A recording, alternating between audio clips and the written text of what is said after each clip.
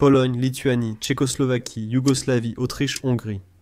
Tout au long de l'histoire, il y a eu plusieurs unions de pays qui ont rassemblé deux ou plusieurs nations sous un seul État, pour ensuite se séparer en leurs pays composants. Mais tout au long de l'histoire, il y a également eu d'autres tentatives de ce type d'union entre pays qui n'ont finalement pas eu lieu, certaines étant des projets particulièrement intéressants, tandis que d'autres étaient tout simplement des idées un peu folles et irréalistes que quelqu'un a eues. Donc, dans cette vidéo, nous allons examiner quelques-uns de ces cas intéressants. En commençant par celui qui figure sur la miniature. Une union surprenante a eu lieu de 1904 à 1956. Une union franco-britannique, un concept d'union entre les deux États souverains, le Royaume-Uni et la France. Proposée lors de certaines crises du XXe siècle, cette idée, aussi folle qu'elle semble, possède pourtant quelques précédents historiques. Les liens entre la France et l'Angleterre sont étroits depuis la conquête normande, quand le duc de Normandie, alors vassal du roi de France, est devenu roi d'Angleterre, entraînant des siècles de relations proches, mais souvent conflictuelles.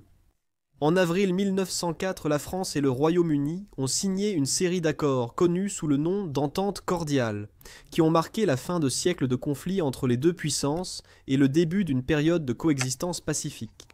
Si cela s'était produit à l'époque, cela aurait réuni les empires coloniaux français et britanniques, formant une nation dominant plus d'un tiers du monde. Cependant, le pragmatisme, le patriotisme et la volonté de préserver l'indépendance des deux pays ont empêché cette idée de dépasser le stade hypothétique. Puis vient la Fédération des Andes en 1826. Il s'agissait d'une fusion proposée des pays libérés par Simon Bolivar en un seul État. Selon certaines sources, Bolivar cherchait à créer un seul État, à partir des pays qui avaient acquis leur indépendance de l'Empire espagnol. Pour cela, il a organisé le Congrès de Panama pour proposer une union continentale avec un État fédéral réunissant les anciennes capitaineries coloniales espagnoles. Les gouvernements locaux étaient en désaccord, non seulement sur la création de cette union, mais aussi sur la manière dont elle pourrait fonctionner pour ceux qui la soutenaient, et ainsi la proposition a échoué. Face à cet échec, Bolivar a tenté une alternative plus réaliste pour unir les pays dont l'indépendance avait été obtenue grâce à son propre leadership. Pérou, Bolivie et Colombie. Pérou et Colombie ont signé un accord, écrit pour s'y préparer en 1822. C'était essentiellement une alliance de défense, un accord garantissant l'égalité des droits dans les deux pays pour tous les citoyens, ainsi qu'une force militaire et navale commune. Mais comme la Colombie était la nation la plus grande, le plan exigeait que l'union commence d'abord avec le Pérou et la Bolivie, afin que leurs citoyens ne se sentent pas simplement annexés par les Colombiens. L'instabilité en Bolivie et le refus du Pérou d'accepter le système de gouvernement proposé, qu'ils jugeaient trop puissant et presque proche d'une monarchie absolutiste, ont conduit à l'échec de ce projet.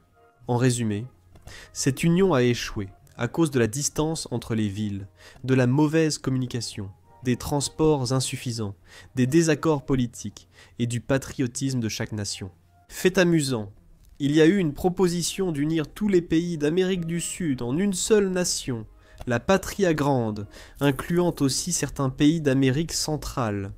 Cela a aussi échoué, car unir ces nations récemment indépendantes et éloignées était impossible. Une autre proposition d'union vraiment intéressante, qui a en fait été envisagée à plusieurs reprises au cours de l'histoire, était l'union proposée entre la Roumanie et la Bulgarie. Proposée en 1878, elle visait à unir la Bulgarie et la Roumanie en un État commun, que ce soit en fédération, union personnelle ou confédération selon la proposition concernée. De telles idées ont trouvé du soutien, surtout en Bulgarie, et il y a eu plusieurs occasions de les réaliser. Les Bulgares faisaient souvent des propositions, mais la Roumanie occupait les postes de direction. Ces propositions ont échoué à cause des différences culturelles et politiques entre les deux peuples, et de l'opposition des grandes puissances comme l'Autriche-Hongrie et la Russie. L'idée avait un précédent historique. Les Bulgares et les Roumains avaient d'abord vécu ensemble sous la domination du premier empire bulgare, puis du second empire bulgare, établi grâce à la collaboration des Bulgares et des Valaques, c'est-à-dire des Roumains, ainsi que sous l'empire ottoman, qui a conquis et gouverné des territoires peuplés de Bulgares et de Roumains pendant des siècles. Une union bulgaro-roumaine n'a jamais réellement été établie. Le désaccord de plusieurs grandes puissances, les différences entre les Bulgares et les Roumains, leurs objectifs nationaux, tout cela s'est ajouté à l'environnement hostile de la région dans laquelle ils vivaient. et ainsi, cela n'a jamais eu lieu. Aux Amériques, la Confédération antillaise tenta en 1870 d'unir Cuba, Porto Rico et la République dominicaine. La Confédération antillaise, imaginée par Ramón Emeterio Betances, prônait l'union des natifs des Caraïbes, ou l'intégration d'autres îles, mais n'était pas soutenue par tous. Son idée principale était de contribuer à la fin du colonialisme européen dans les Amériques. Et cela s'est produit, alors que l'Espagne contrôlait encore ses territoires. Après la guerre hispano-américaine, une partie des territoires fut cédée aux États-Unis, et l'idée disparut. En 1910, une fédération socialiste des Balkans a été proposée en Europe. Cela serait intéressant, car cela inclurait une union de pays elle-même en tant que membre. Elle serait composée de la Yougoslavie, de l'Albanie et de la Bulgarie. La fédération socialiste des Balkans est née après la révolution des jeunes Turcs, en 1908. Les principales plateformes de l'Union étaient l'unité balkanique et l'opposition aux guerres menaçant l'Europe. Chaque pays a connu un certain niveau de soutien pour cette idée à un moment donné, entre 1910 et 1916, mais chacun des pays y était opposé et a persécuté les leaders populaires qui défendaient le projet. L'idée a été abandonnée car jugée irréalisable. L'unification des Balkans a été évoquée dans plusieurs projets historiques. La Yougoslavie est le seul exemple ayant eu un certain succès, mais cela n'a été que temporaire et s'est mal terminé.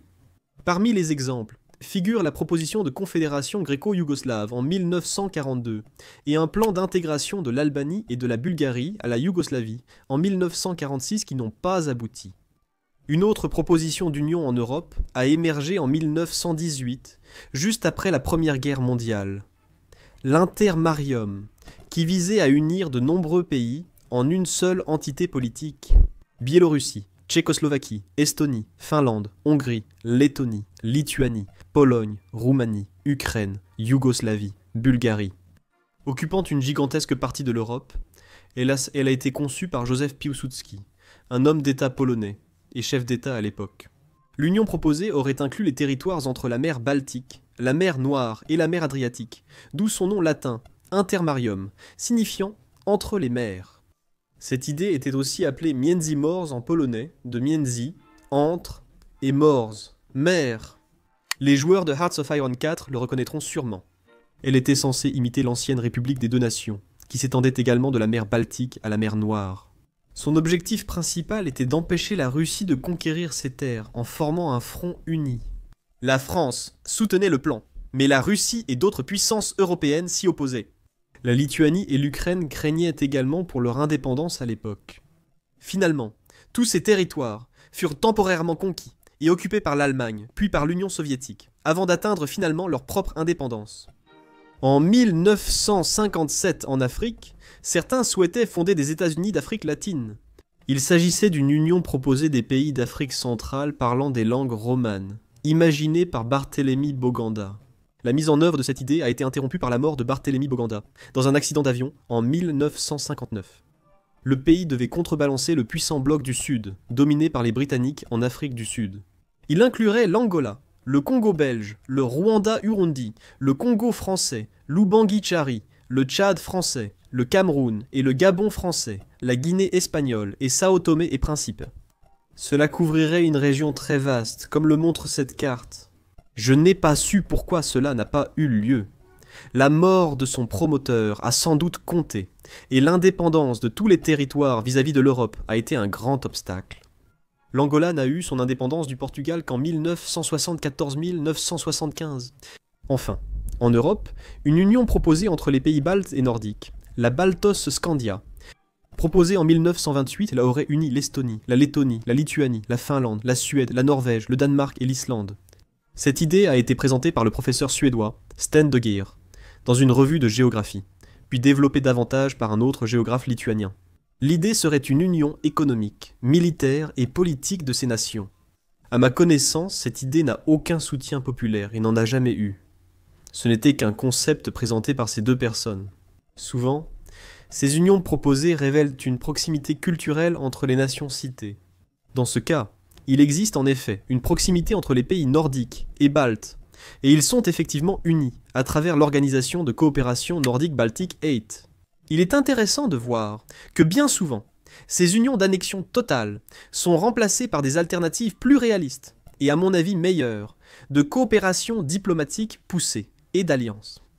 Voilà donc quelques-unes des fusions d'États proposées au cours de l'histoire, certaines suggérées par des idéalistes, n'étant que la proposition d'une ou deux personnes qui se sont exprimées ou ont écrit un livre à ce sujet, tandis que d'autres étaient de véritables tentatives de la part de gouvernements ou d'hommes d'État, avec ou sans le soutien de leur peuple, mais toutes ont finalement échoué. Étonnamment, il en subsiste encore aujourd'hui, avec 7 ou 8 propositions visant à unir plusieurs pays. Si cela vous intéresse, je peux aussi faire une vidéo sur ce sujet. Merci d'avoir regardé. Abonnez-vous si vous voulez voir les prochaines vidéos, et laissez un commentaire ci-dessous avec vos avis et réflexions à ce sujet. Souhaitez-vous voir l'une de ces unions de pays se concrétiser, et pourquoi? À bientôt pour plus de culture générale.